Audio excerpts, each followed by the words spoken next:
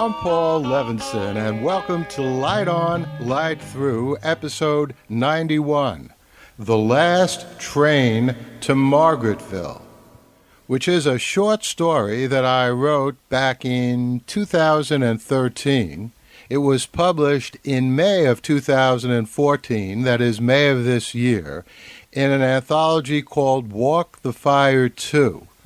That's the numeral 2. Edited by John Mierau. It's what's known in the business as a shared world anthology. In other words, I was given certain general parameters and guidelines as to what could and could not appear in the story, and then asked to write it. That's something I've never done before.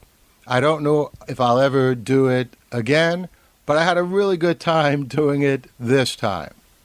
So The Last Train to Margaretville is coming right up, and I'll have a few words to say after I finish the reading of the story. The Last Train to Margaretville. Margaretville is a good 2.5-hour car ride from New York City. A train would no doubt have been a little faster, but the last train to Margaretville arrived in 1942. Now, all these years later, in the second decade of the 21st century, the only way to get in and out of Margaretville was still just by bus or car. Well, that and walking if you weren't going too far. And there's also that spot in the forest. I was not too far from it now, sitting on a hill as a soft rain made dimples on the lake below. It wasn't strong enough to do the job. I needed to swim in the lake in an all-out pouring rain before I could proceed to the forest. To wash yourself clean, she had told me. Like that old Fleetwood Mac song, right? Margaretville had still not fully recovered from the floods caused by the hurricane 3 years ago in 2011. Those raging brooks had come down from the mountains and washed many a campsite, many a house. Not just clean, but clean away. But not the spot in the forest, which apparently had been able to take care of itself. I walked back slowly to the house as the sun set. I had purchased it just a year ago from a New Jersey dentist who had summered here. He, in turn, had purchased the house from a farmer whose father had built the house back in the 1930s. I learned about the spot in the forest from an old surveyor's map, hand-drawn, dated 1932, apparently made just prior to the house being built. There was a little square on the map marked House, likely where a previous structure had stood and where the current house resided. The lake was clearly marked, as were the tree lines. And well beyond one of those lines, at the very edge of the survey map, was a strange sign, an amalgam of tiny angles upon angles. It was from a language or culture unknown to me, and just cried out for investigation. I never found out if the dentist had known about it. He had moved with no forwarding address from his place in New Jersey. Even in this digital day and age, there was no record of him anywhere. I showered and contemplated the lake trout I would grill for dinner. I had pulled it out of the lake just a few hours earlier. It was a lot to eat, but I was hungry. I turned my shower to ice cold. That was the way I liked to end my showers. Stepped out, dried myself with an oversized towel, and dressed quickly in jeans and T-shirt. There was a sharp knock at the door. She was standing outside. She had warned me first time we met that she didn't believe in calling or texting. I doubted she even carried a phone. I opened the door and invited her in. "Join me for dinner?" I asked her. "There would be just enough trout to go around."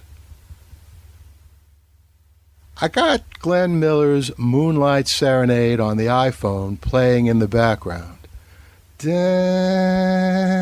da, da, da, da, da, da, da, da, da, da, da, da. Thinking about that last train in 1942 had put me in the mood for it. Glenn Miller must have been playing out of every radio in America back then. My visitor seemed oblivious to the music. She did enjoy the trout. They keep the lake well stocked, she said, and smacked her lips in approval. I knew it was a waste of time to ask her who the they was. I knew I had never put as much as a leaf of duckweed into the lake myself. It's supposed to be raining cats and dogs tomorrow, I said, thinking about the lake and its hard rain requirement. I refilled her glass with Pinot Grigio, as well as mine. She nodded and sipped. That's certainly the forecast, but there are no guarantees. I frowned. You bounders are always impatient, she said. You can travel faster than just about anyone on this planet, but you're always moaning about delays. I have only your word for it that I'm a bounder, I shot back, and impatience is a universally human quality. The bounder appellation, she had told me, came from rebound, or the ability she said I possessed to make a round trip in the blink of an eye. You better hope I'm right, she said. Your plan and your safety depend upon it. But if you're really the illustrator you say you are, she pointed to some of my work on the walls, then there's no doubt you have the gift. The way you capture the journey of light through the world speaks to your synchrony with the flame. She looked for an extra moment at a grouping of pen and ink drawings of boats, trains, and planes, one of my specialties. It was always nice to be appreciated. You're quite the art critic for just a real estate agent, was all I said. But I knew she was far more than that, and the real estate business was just a convenient cover. I regarded her. Something about her face made me feel I was looking at her for the first time every time I looked at it. She was in her mid-30s, had long auburn hair, slightly almond eyes, and was reasonably attractive. Ordinarily, I would have thought about asking her to stay the night, or at least a few hours. Hey, I was divorced, but I had more important fish to fry.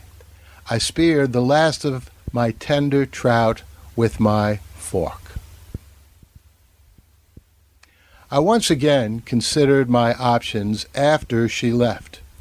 I had the need, no doubt. She liked my illustrations, this lanterna, as she had asked me to call her, but not everyone else in the world agreed with her. The recession had hit me hard. All 5 of my corporate contracts had been canceled, and my deal with the U.S. Mint put on hold. But my alimony for a wife and daughter she barely let me see, that of course continued unabated.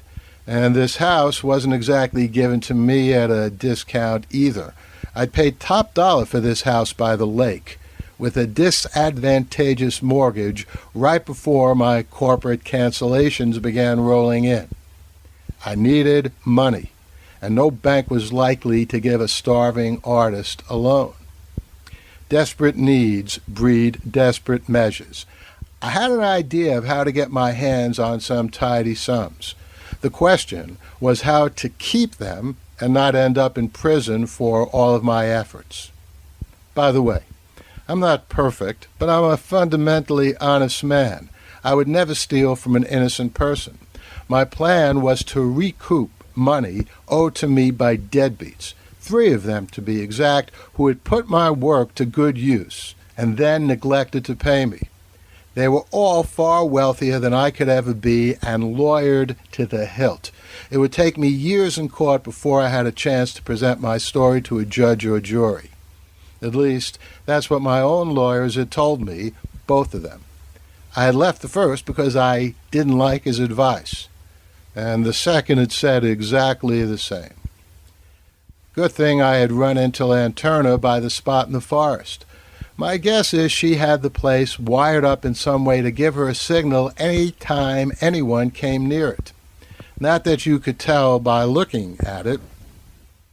Just old rock, the kind they used to make those old stone walls with, and a strange glow emanating from within. It caught my eye immediately. I had asked her if she somehow had a video camera or whatever pointed at this place, and she never answered. She seemed to only say what she wanted to say, regardless of questions put to her. I had no idea if she knew the purpose of my planned trips to New York. She never asked, and I never told her. If anything, she seemed encouraging despite all of her attitude. It felt as if she wanted me to go. Breaking into those 3 homes would not be a problem. That was easy enough. My uncle had been a safecracker in his spare time back in the day, and he had taught me some things. No, the key was having an airtight alibi. Like being in the Binnakill restaurant off Main Street in Margaretville at more or less the same time as the break-in in New York. More than a 2-hour drive from here to there. No way anyone could be in those 2 places at almost the same time. Unless he had access to that spot in the forest with what Lanterna called the flame. The sun was bright the next morning. Just what I didn't want to see. I walked the property as best I could. The wildflowers were especially beautiful. Soon there would be orange salamanders walking delicately on the ground around the flowers. They were my favorite. The plan for my 3 jaunts was to have a nice dinner at the Binnakill. Their schnitzel was delicious. Talk it up with the waitress, make a memorable impression of my patronage, and then head back to the house in that spot in the forest. First, I had to make a test run, both to satisfy myself that this flame really worked and to set in motion my creation of some crucial ID. But before I could do that, I had to swim in this lake of pouring rain, and the sun just wasn't cooperating. It continued high and shining in the sky through the day. I walked back to the house to fetch some sketching materials. This was a pretty good second best to traveling to New York instantly. It didn't hold a candle to that, but I did so enjoy it. I started sketching a train. I was awoken by a big grumbling clap of thunder. I looked at my sketch. It was about half finished.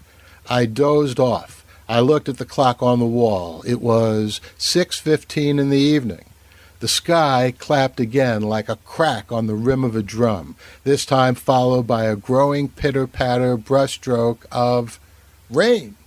I looked outside. It was really coming down. I hastily stripped, ran out of the house and into the lake. The property was secluded, so there was little chance of anyone seeing me, and besides, I didn't want to risk this being just a momentary downpour and lose my opportunity in the time it took to get on a bathing suit. Rainstorms started and ended that quickly here in the mountains. The water felt cold and good and cleansing indeed. I swam several minutes, head drenched by the rain, the rest of my body under water, and then back to shore. I dressed quickly back at the house. I left my iPhone on the table. That was the one thing that really unsettled me about this whole business. I felt naked proceeding anywhere without my phone. This was an odd world we lived in, or maybe I was the one who was odd. I don't have qualms about swimming naked in a lake. I'm not overly perturbed about walking through a flame and arriving instantly in New York City, but I'm discomforted going anywhere without my phone. But I didn't have a choice in this case. The last thing I needed was some NSA or whatever data tracking organization having evidence from the GPS in my phone that I'd been in 2 places almost at the same time. I did take a big wad of cash I'd put aside for this occasion and some non-digital old-fashioned IDs from my wallet. I proceeded to the spot in the forest. It was a 15-minute walk through a dense forest, mostly of pine and maple, and an intense underbrush that could trip you up if you weren't careful. It was highly unlikely that anyone would stumble on the spot. I, of course, had arrived here the first time guided by the surveyor's map.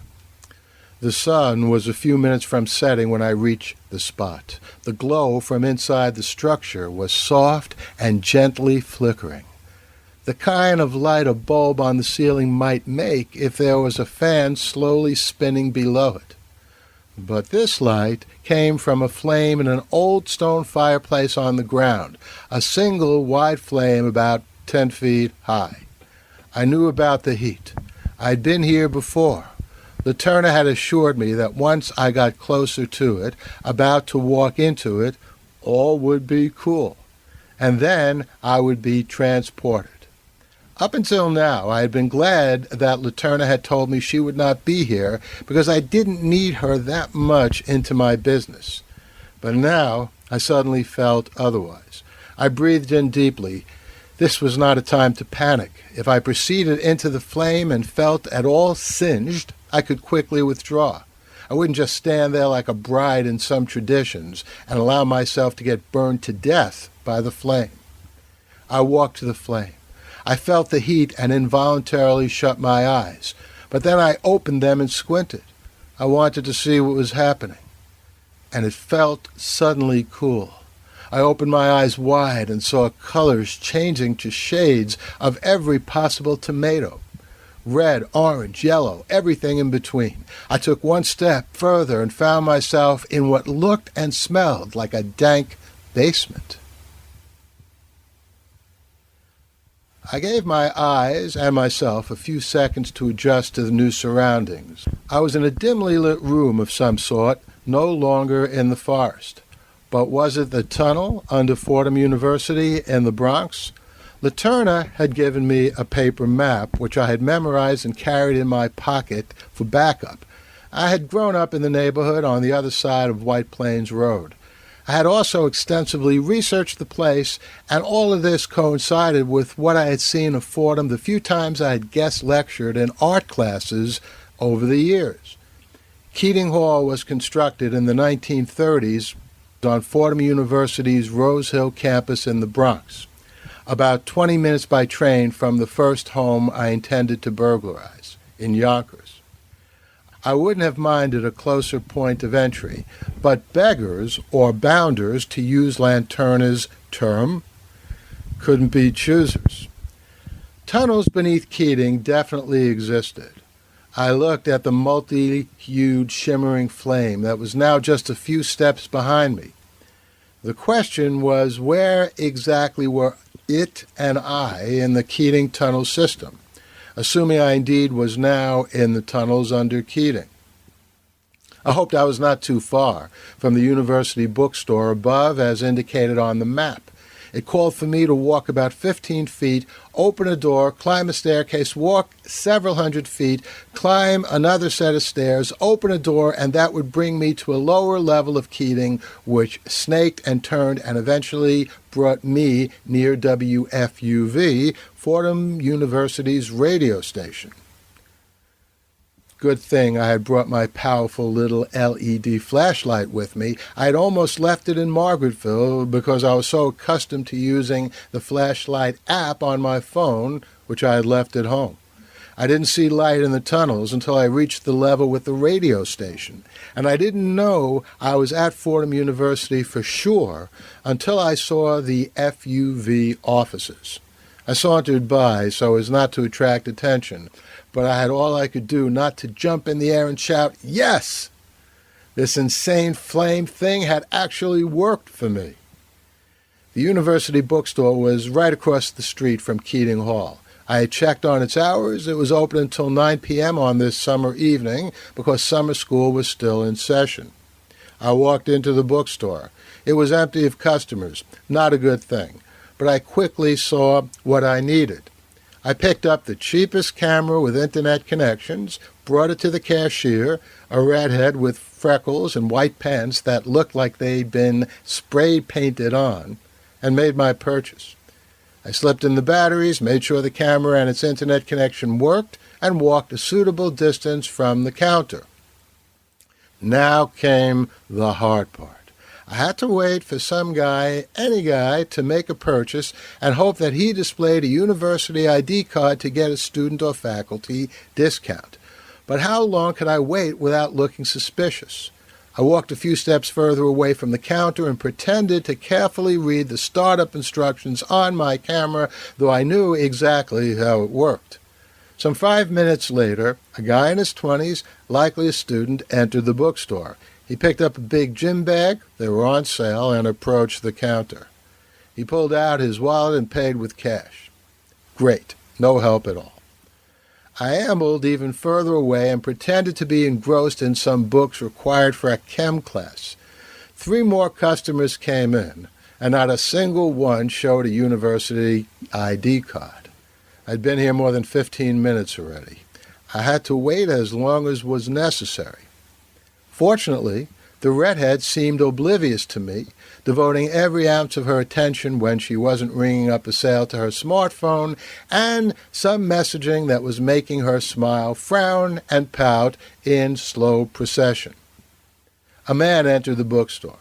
I walked a little closer to the cashier so I could get a picture if an ID card was displayed. The man noticed me and gestured that I should go first. I smiled graciously and muttered, "After you." He proceeded to the cashier, picked up an oversized sweatshirt that was on sale, and gave it to the cashier.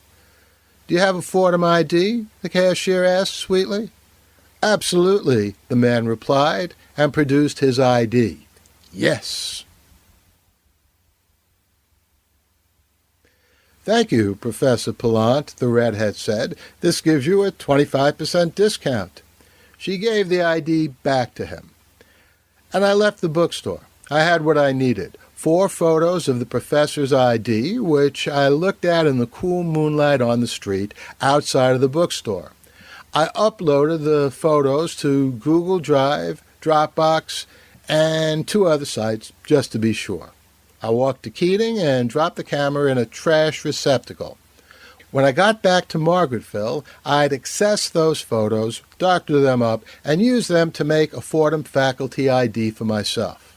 Next time I traveled back here, I'd be able to leave the campus, pay a visit to the deadbeat's house in Yonkers, and come right back to this campus with no security guard questioning what I was doing here after I displayed my new ID. The trip back to the house in Margaretville was a piece of cake. So was accessing the photos I had uploaded at Fordham and then producing a Fordham ID with my photo and Pallant's name.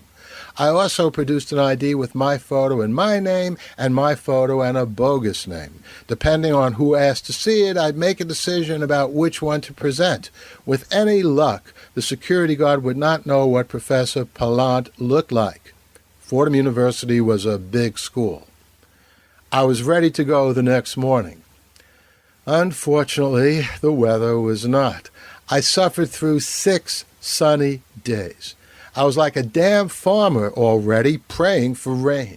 I cursed and railed against the good weather and tried to console myself with the thought that even miracles come with strings attached. I consoled myself further with the greatest continuing consolation in my life, my drawings. I finished the last train to Margaretville, that's what that drawing had become, and began to sketch something else. Then I put that aside and started a watercolor. It was something I'd never attempted before, the soft, blurry shades of a dozen tomatoes, each a slightly different color. And I looked outside and saw it was beginning to rain. I almost hated to be pulled away from my painting, but the rain took precedence. I took off my clothes and waded into the lake. It was raining hard now. The bathing would be good for me to go through the flame for 24 hours, Lanterna had told me. It was now about 3 in the afternoon. My next stop would be the Binnacle restaurant for dinner at 6 p.m. Jaeger schnitzel, hunter's schnitzel, not breaded, just veal in a mushroom sauce, has long been one of my favorite dishes.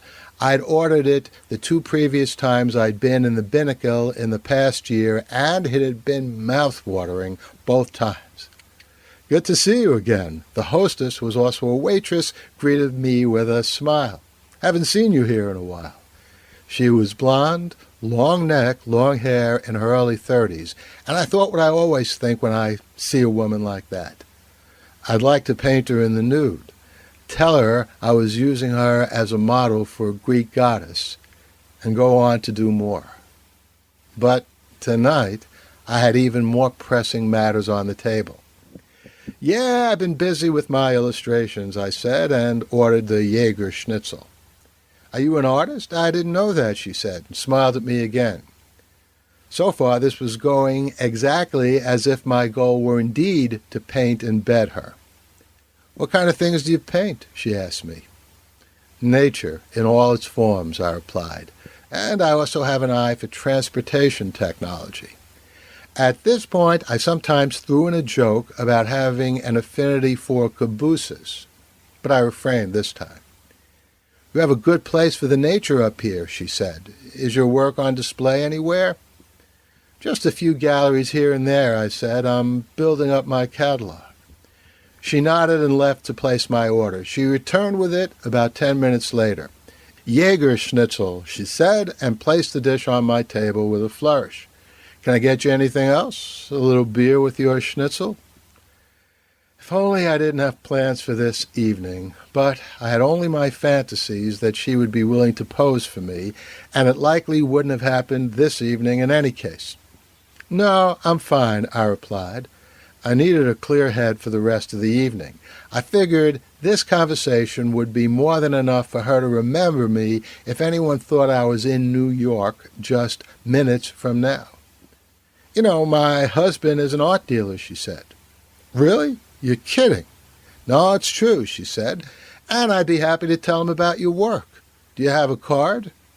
I certainly do, I said, and reached into my pocket. We exchanged cards. Funny how this world works. Just when I was about to steal someone's money to pay my bills, a possible source of income pops up unexpectedly at a restaurant, no less.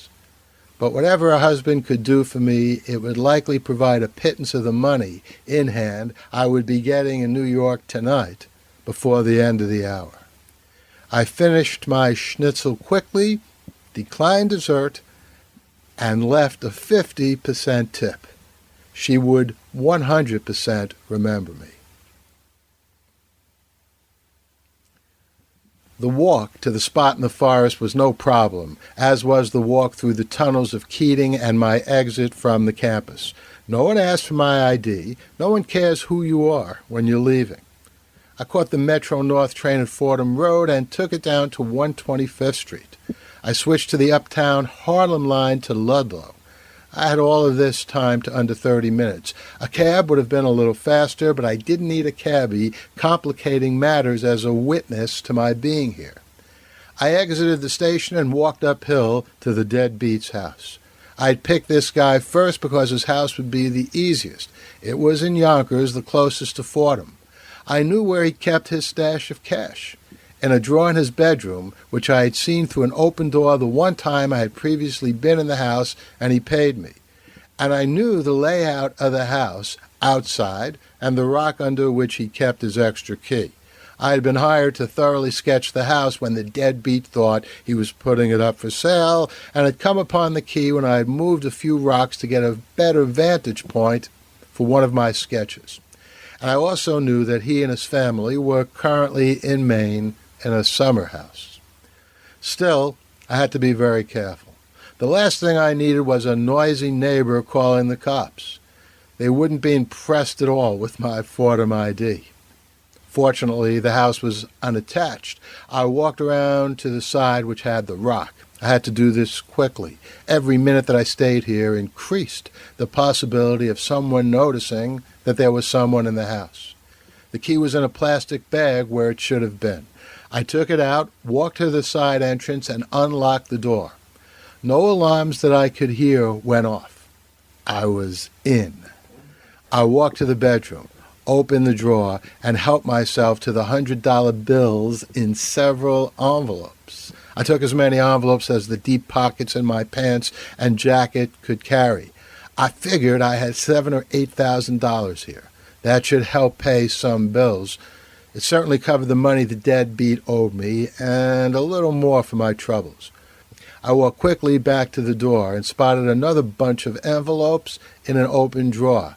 I had room for a few more. I took one of the envelopes. It didn't feel like it had money. It was filled with medical bills. A car drove by. I could see the lights outside. I froze. Fortunately, the car kept moving. I resumed breathing. I read through the medical bills quickly. The deadbeat's boy had a serious heart condition that required repeated surgery. Repeated surgery that was very expensive.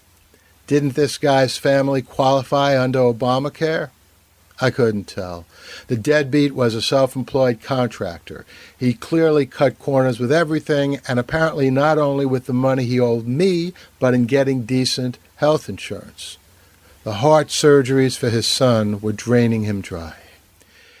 His boy needed heart surgery, but my heart, though often muddled, was, I guess, in the right place when it came to this deadbeat. I couldn't take thousands of dollars of his money and leave his son to the wolves of uncertain medical care.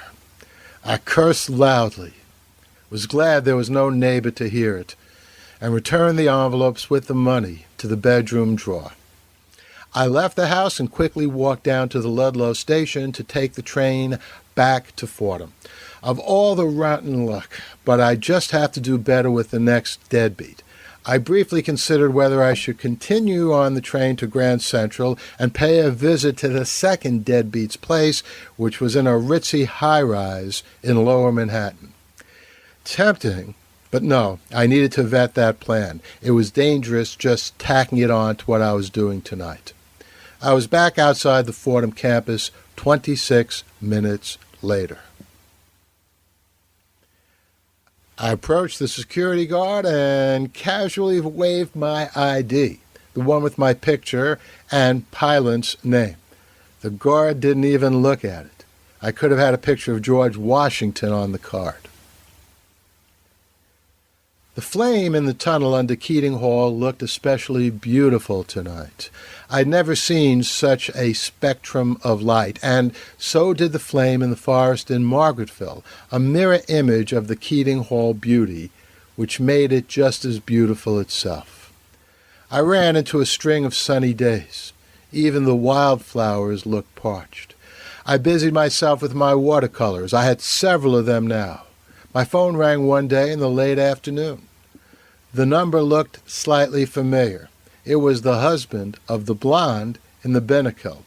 He wanted to look at my work and was wondering if he could come right over. Sure, I told him, and I gave him directions. He pulled up in a Mini Cooper about 15 minutes later. Give him credit not only for a nice-looking wife, but a nice-looking car. He shook my hand and then took a careful look at all of the drawings hanging on my wall. He started to say something, then noticed the 3 watercolors on my table. I had not yet put them on the wall. "What are these?" he asked. "They're really striking." "Just a study in shades of red, orange, and yellow," I replied. No point in telling him about the flames. His eyes dilated, I hope with the pleasure of looking at the watercolors.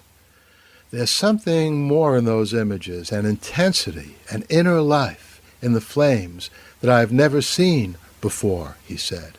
I may have a buyer for these. Are you interested?" I shook my head yes, and we discussed terms. I quoted prices in the thousands of dollars, far more than I was accustomed to getting for my work. He nodded, said he'd be in touch, and left. He came back the next day and paid me my price for all 3 of the watercolors. It started to rain after he left, and heavily, but I barely noticed. I was too busy painting. I sold 10 paintings to him over the next few weeks. He paid cash for all of them. I paid all of my bills, got up to date on my alimony, and even brought my daughter a birthday present that was close to her heart, front row tickets to a Tom York concert. Is this all the same buyer or a group of people? I asked the dealer as he left with the 11th and 12th of my efforts. I can't really tell you, he replied softly. You understand. I guess I did. Dealers had to keep the buyers out of contact with the painters, otherwise the painters could deal with the buyers directly. But I needed to know, who was this wealthy buyer who was saving my life? I came up with a plan. I began including faint outlines of people in my watercolors of the flames. I put in one face in particular. And sure enough, there was a knock at my door one evening, 3 days after I'd sold the watercolors with the flames and the faces. Lanterna entered and smiled at me. I see you haven't taken advantage of the nasty weather we've been having. No, otherwise occupied, I replied. I just knew you were the buyer, I told her, and she sat at the table and regarded a watercolor I had just finished, which had her face. A logical deduction, she replied. And you're not angry that I'm doing this, I said, getting word out to the world or images out to the world of the flames? Well, as long as I keep buying them, you're only getting word out to me, Lanterna said, and not the world, not just yet.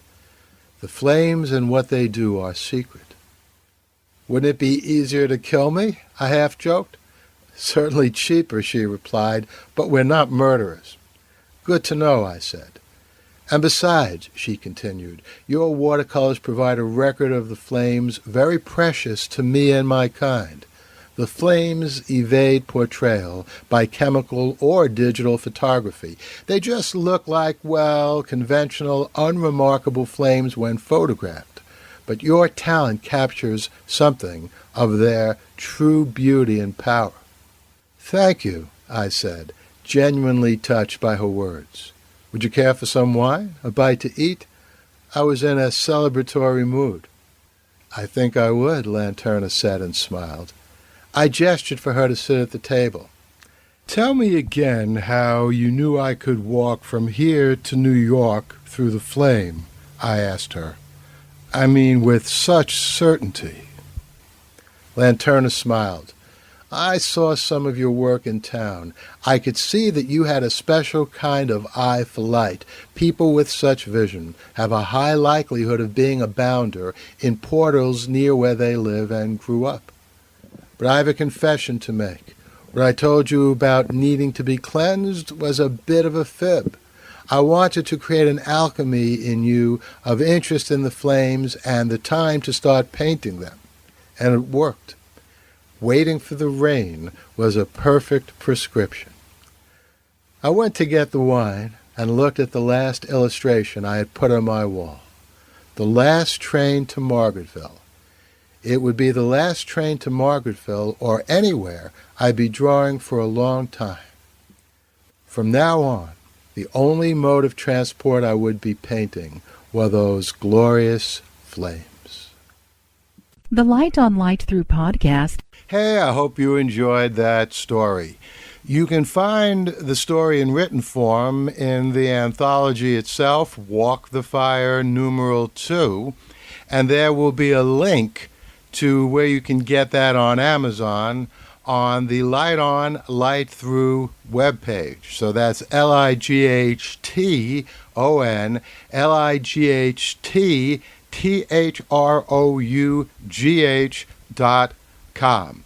And you know what? I really enjoyed doing that reading, and I've done a lot of readings of my stories over the years. Some of them back in 2006, before I really even began to do any podcasting, before I actually started recording the episodes for Light On, Light Through. And I think I'm going to put some of those earlier readings up here, see how you like them. Stories like The Way of Flesh, for example, which was the very first story I ever had published in Analog magazine. Anyway, That's what you have to look forward to. Have a good time. Enjoy.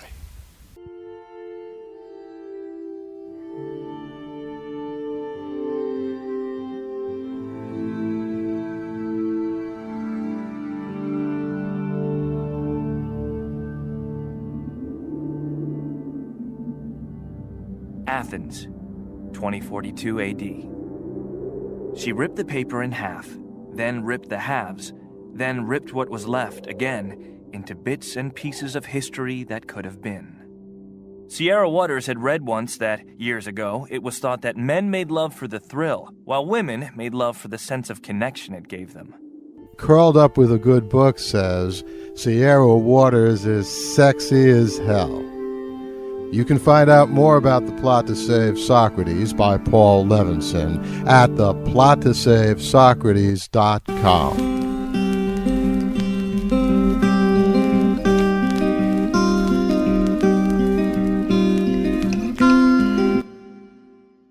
Paul Levinson spilled code about an ancient biotech war raging on in secret for centuries.